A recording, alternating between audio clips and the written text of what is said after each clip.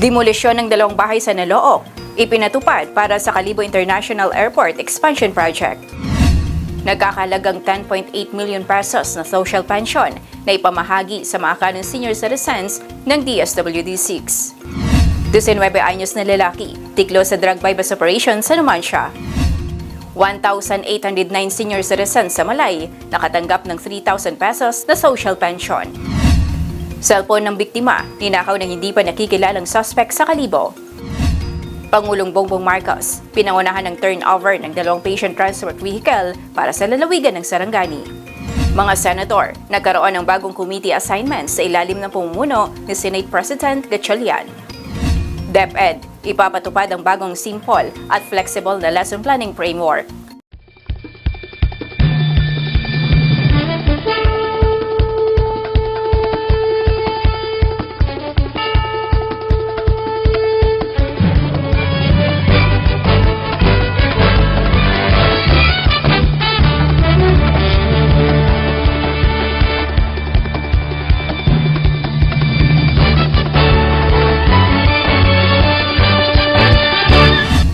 Hapon, Probinsya na Aklan. Sa mga Kalibo Cable subscribers at mga kalanan sa buong mundo, ito ang Kalibo Cable News. Sabay tayong napapanood sa Kalibo Cable TV Community Channel Facebook page at Community Channels 1 and 24. Narito mabalitang aming nakalap ngayong araw June 18, 2026. Giniba ang 2 bahay sa Barangay Nalooc, Kalibo na sakop ng expansion project ng Kalibo International Airport. Nagkasundo na si Sheriff at si Sir Herman Salazar na i-demolish ang kanilang bahay matapos na mag-usap ngayong araw. Nagkaroon ng kasunduan sa pagitan ni Sheriff Danilo Yap at ni Herman Baltazar, presidente ng Napocassia, matapos ang isinagawang pag-uusap sa lugar bago tuluyang itinuloy ang demolisyon ng kanyang tahanan. Down ko sa relocation, no? Pero inyong kwarta nga ginauso, which is Burakiina, total 931,200. Deposited dito sa kortera. So total is 931,200. Ngayon, imong question kahapon, si Indo kwarta wa ka pa nabayaran. Pero sabat, mamanifest kita sa korte nga mag-order do korteng i-release do kwarta. Kung sino ro nakabutang? Irene Ingilio, 126,480 rubagay, 12,000 dana nga tangkay. So kabuuan ninyong daywa is 1,153,756 pesos. So daya nga kwarta nga ra, inara sa korte makang nakadeposito. Mabuyang nato na kung mag-order do korte, tama yung abogado. Nga what order to korte. Tama karon. Ro sabat ma-manifest anay kita sa korte nga i-release do kwarta. Hindi taro korte kar magmato-mato it release order. Pag ito kundi yung manifestation o brand new order, i-release sa inyo ang kwarta. Sige, naintindihan ko. Okay. So, kahapon malang abi na hindi ka pag-remove dahil hindi man matapos ito. Sa adlaw. Pasang adlaw sa ko man ron. Kaya nga sinanay, ako man lang kuntay, hindi pa ko sa ako. Ako man lang ron sa makaron dahil gini-explain mo ka ako. Naintindihan ko taron na pag dahil nga ako man ginapaliwanag ron ninyo nga pag korte, respeto na ton. Bago ang nasabing kasunduan, naging emosyonal si Baltazar habang inilalahad ang kanilang sitwasyon. Ayon sa kanya, nabasa ang karamihan sa kanilang mga gamit dahil sa tuloy-tuloy na pag-ulan at sa bahay pa rin sila pansamantalang nananatili. Hindi rin ito maitago ang kanyang pag-aalala bilang ama matapos mabasa maging ang mga gamit sa pag-aaral ng kanyang mga anak. Daya malungkot ka mo natabo ka bi. Mas mahirap. Gagubog ka, pinatuwan ka tugan. How na amon nga pum, basa, mga gamit basa. Pwede man galing nga hindi nanda pag-ubo anay, makaroon anay nga makagubog gamit komportable. Paano basa tanan na sa mga gamit? Ako nga estudyante makaroon, uwa nagsugod sa eskulan po dahil basa ra mga gamit. Doon yun pinakamasakit ka mon. Mas masakit kahapon sa pagdemolis, pero mas masakit kabi nga gakatugog ka. Nga hindi ka man yan katugog kung ano kung sing ka malipat, hinaga, sing ka lubog, ano rin mo nga pagkaon. Makaroon kami adlaw-adlaw baga. Akong mga unga, nagtangis kahapon dahil may sakit sa masakit bang kamon natabo nga ra. Uwa ko tatustis siya sa aklan. Siin taro amait banwa iya. Mayor atuban nga man kami iya. Daya nga ra bukot isyu ra makaron 15 years no isyu nga ra. Agi ikaw gintawat responsibilidad it DOTR. Hindi nimo mabaso nga kami ya nag-istara, hindi kami ya magalit. Gahalin kami itaw ang tama kamon. Kagad namang dumating si Sheriff Yap kasama ang mga otoridad upang kausapin si Baltazar.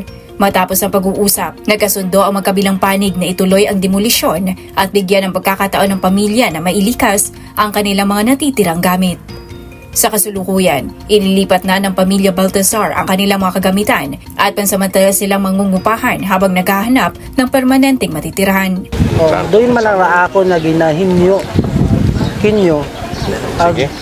Kung ano Okay man lang. ay mayor o ay gobernador nga ko nag-DOTR ay dapat makatubang man nimo iya ana man i-explain ka na nga sa kayang anay agud na kwarta. mapamatian man namon kung ano ra na nga explanation nga haman wa gihapon naayos kami iya. Doon man. Ito madiretso sa resettlement nga gina-offered LGO. O wa pa ton over kamo. Okay, hindi man kita ito sa quarantine facility Hindi, po. may ako na ginarintahan anay makaron nga Basta- temporary. Okay po. Sa Basta return niya, LGO Kalibo po sir, doon ang end, ay nag-offer mata ito resettlement, aga may ato matang quarantine facility, but then nga, base mataki mo sir, hay, may inyo matang ginalipatan sir ha, clear kita sir ha. Bukod ginalipatan, may ako na ginarintahan Okay. temporary. Okay. Iba pero ginalipatan sa ginarintahan temporary. Kabilang sa mga apektado ng demolisyon ang bahay ni na Herman Baltazar at Remy para sa pagpapalawak ng paliparan. Ayon kay Baltazar, una niyang hiniling sa mga kinauukulan na mabigyan pa sila ng kahit isang linggong palugit upang ganap na mailikas ang kanilang mga gamit at makalipat ng tirahan, subalit hindi umano ito pinagbigyan. Iginiit din niya na hindi umano na ipakita sa kanila ang kinakailangang resettlement action plan bago ipatupad ang relokasyon ng mga residenteng maaapektuhan ng proyekto. Samantala, sinabi ng mga otoridad na ang demolisyon ay isinagawa sunod sa kautusan ng korte at bahagi ng implementasyon ng Kalibo International Airport Expansion Project na naglalayong palawakin at pagbutihin ang mga pasilidad ng paliparan. Patuloy namang binabantayan ng mga kinauukulan ang sitwasyon ng mga residenteng apektado habang nagpapatuloy ang demolisyon. Mula dito sa Barangay Naloo, Kalibo, ako sa Arichi Briones at ito ang Kalibo Cable News. Nagkakahalagang 10.8 million pesos na social pension na ipamahagi sa mga Aklan senior citizens ng DSWD6. Madidal sa balita niyan, si Julian Rosales. Matagumpay na naipamahagi ng Department of Social Welfare and Development 6 ang social pension ng mga senior citizens sa bayan ng New Washington. Nagkakahalagang 10,869,000 ang naipamahagi sa 3,623 na indigent senior citizens. Ang mga benepisyaryo ay nagmula sa 16 na barangay ng munisipalidad na kung saan bawat senior citizens ay nakatanggap ng 3,000 piso para sa second quarter social pension. Maliban dito sa bayan ng Madalag, may kabuuang halagang 5,394,000 na pondo ang inilaan sa mga kwalipikadong senior citizens, habang 5,118,000 naman ang inilaan para sa benepisyaryo sa Tangalan, na isa katuparan ang payout sa pamamagitan ng local government unit, municipal social welfare and development offices at marami pang iba. Jelena Rosales, Kalibo Cable News.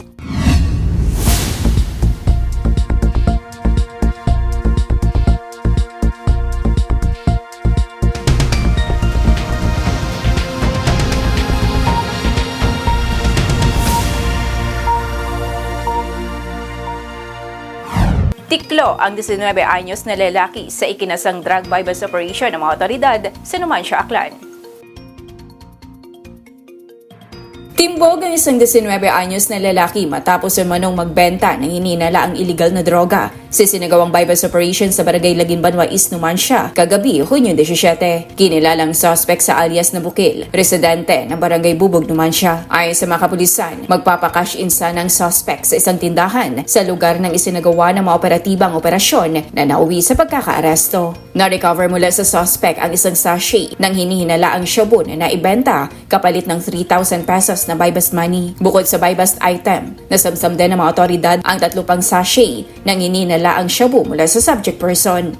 Dalawa sa mga ito ay natagpuang nakasilid sa loob ng isang kaha ng sigarilyo. Patuloy pang iniimbentaryo at sinusuri ng mga otoridad ang mga nakumpiskang ebidensya upang matukoy ang kabuang timbang at halaga ng mga hininalaang iligal na droga. Naarap ang suspect sa kasong paglabag sa Comprehensive Dangerous Drugs Act of 2002. Era G. Briones, Kalibo Cable News. Mahigit 1,800 senior citizen sa buong bayan ng Malay ang nakatanggap ng social pension para sa ikalawang quarter ngayong taon. Madidal sa balitang yan, si Raymar Chidosio. Umabot sa 1,809 na senior citizen sa bayan ng Malay ang nakatanggap ng tig 3,000 piso na social pension para sa ikalawang kwarter ng taon sa isinagawang payout mula noong Hunyo 14 hanggang 16 sa 17 barangay. Pinangunahan ng lokal na pamahalaan ng Malay ang pamamahagi ng ayuda at isinagawa ang payout sa pamamagitan ng Municipal Social Welfare and Development Office katuwang ang Office of the Senior Citizens Affairs. Samantala nagpabot naman ng pasasalamat ang LGU Malay sa 2nd Aklan Provincial Mobile Force Company sa pangunguna ni Police Major Dennis Flores Bautista dahil sa kanilang patuloy na suporta sa pagpapanatili ng kaayusan at seguridad sa buong payout activity. Gayunpaman, naging maayos, ligtas at mapayapa ang pamamahagi ng social pension sa lahat ng itinakdang lugar ng payout sa 17 barangay ng bayan. Layunin ng programa na maipagkaloob ang kanilang kinakailangang suportang pinansyal sa mga nakakatandang mamamayan upang makatulong sa kanilang pang-araw-araw na pangangailangan. Raymar Chidosio, Kalibo Cable News.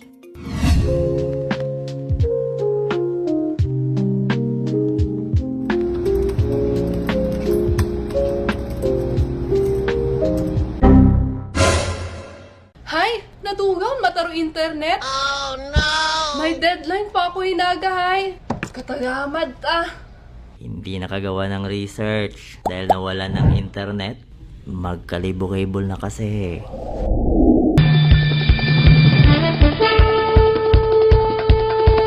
Ninakaw ng hindi pa nakikilalang suspect ang cellphone na pagmamayari ng isang bantay ng ukay-ukay sa Kalibo, Aklan.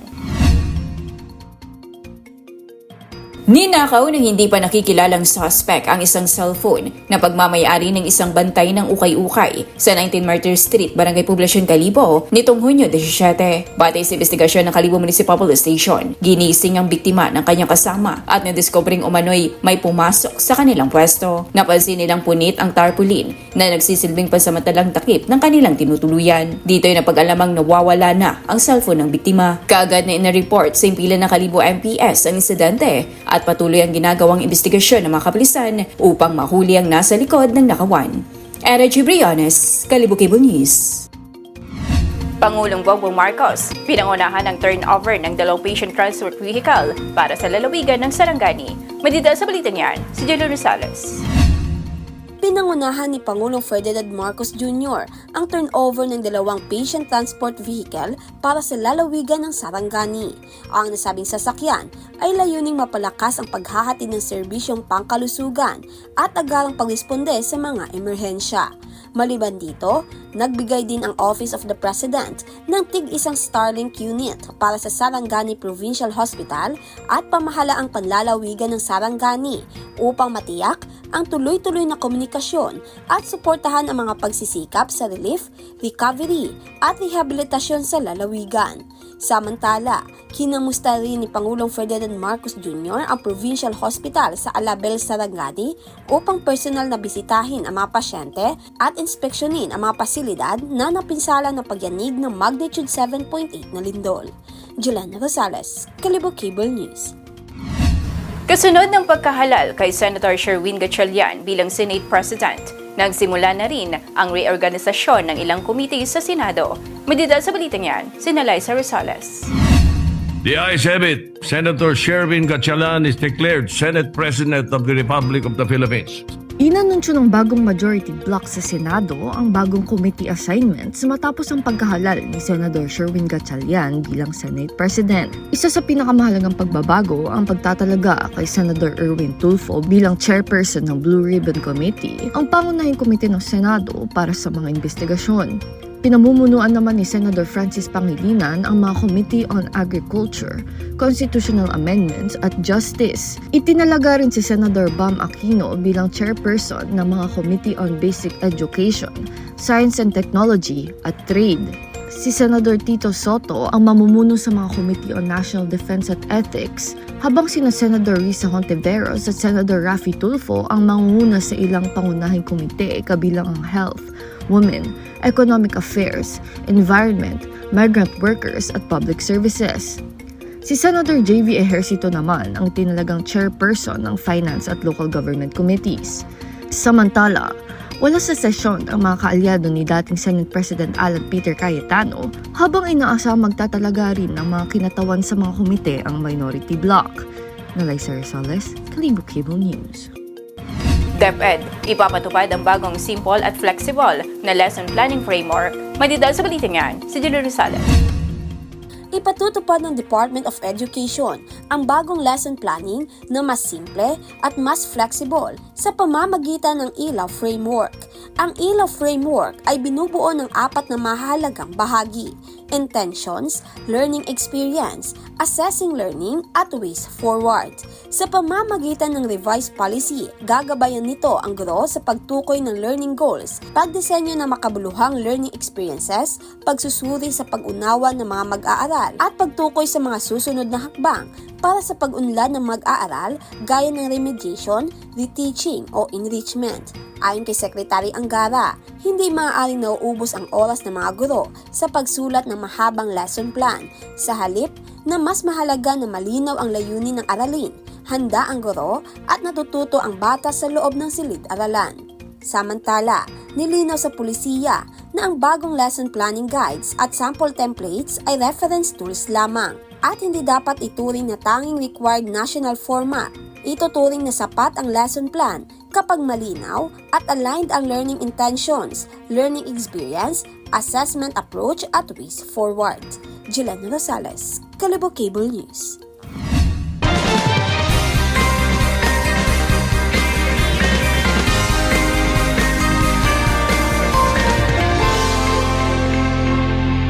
Ngayon naman, alamin natin ang lagay ng panahon sa probinsya ng Aklan at sa buong Western Visayas. May ulat si Maria Adaz Leonard Silvestre mula sa Iloilo Doppler Radio Station, Pag-asa, Visayas. Maayong adlaw sa tanan, muni ang aton latest weather update para sa karon nga adlaw sang Thursday, June 18, 2026. Sa dukaron ang LPA nga ginamonitor naton nga yara sa sagwa sang aton Philippine Area of Responsibility nga orihi nga nasiplatan kag ginangala sa 8 sang aga nga may kalayon 2,415 km east of Eastern Visayas.